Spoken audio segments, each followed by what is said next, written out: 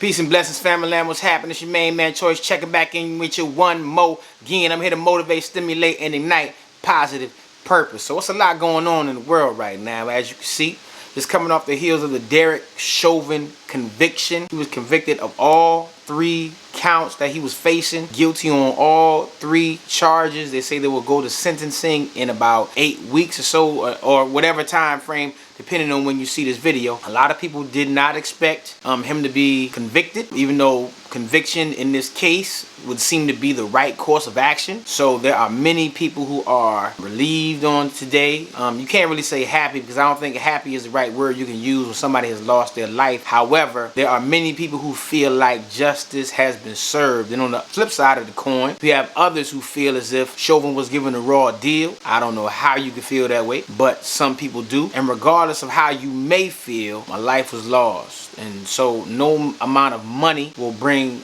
George Floyd back. No amount of time spent in jail can bring him back. For me, as a believer, my hope and my prayer is that peace be upon the hearts of the Floyd family. We're also commanded, as hard as it may be, pray for those who we don't like, pray for those who have done wrong to us. And for some of us, including myself, we're still growing in that area. I'm not saying I got it perfect, so I'm not gonna get on here and cap and start saying, hey man, you supposed to do this, do that. I'm gonna keep it a buck. If you find it in your heart, and please, we all should press to try to find it in our heart, but I'm not going to lie to you and say that was the first thing that came to my mind as it pertains to praying for those who do wrong. You know, God willing, we'll get there and we'll be able to do that at some point. But the crazy part about it is, same day, we have a 15-year-old girl in Ohio, I believe, who gets shot by the police. Very, very crazy story. First of all, what's really interesting is the fact that the young female who was shot, less than maybe 6 or 7 hours, they released the body cam footage.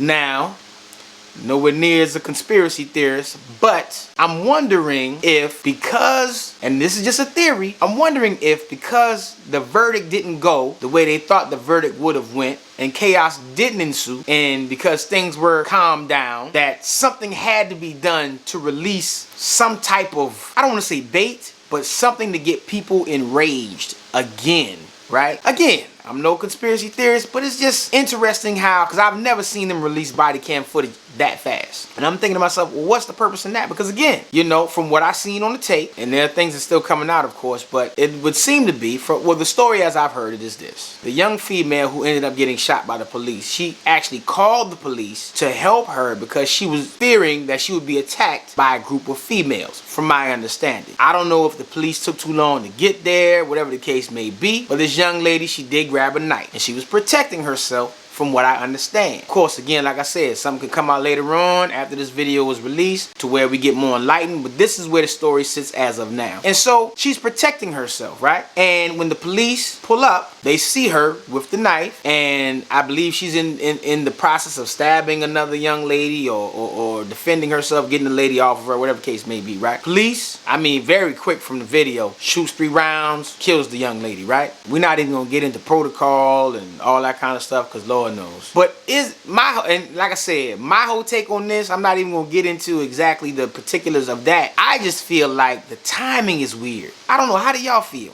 It's like, so Chauvin gets arrested, people are at ease, cities ain't burning, you know what I mean? People going on about their way. Then all of a sudden, within 6 hours of the verdict, I don't even know if it was 6 hours of the verdict, depending on where you live at in the United States or the world. But there goes this video that's released of somebody else getting shot, young African-American female getting shot in what seems to be itchy finger situation type of deal, that you didn't even do due process on the situation. I'm pretty sure it could have got de-escalated, because we've seen videos where you've had people point guns at police. I ain't even talking about other people, actually at police, and police still find a way to de-escalate.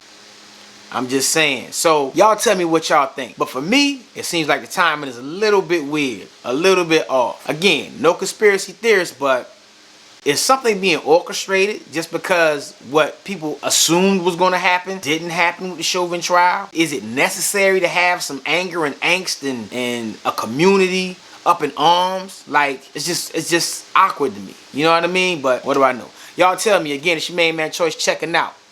Peace.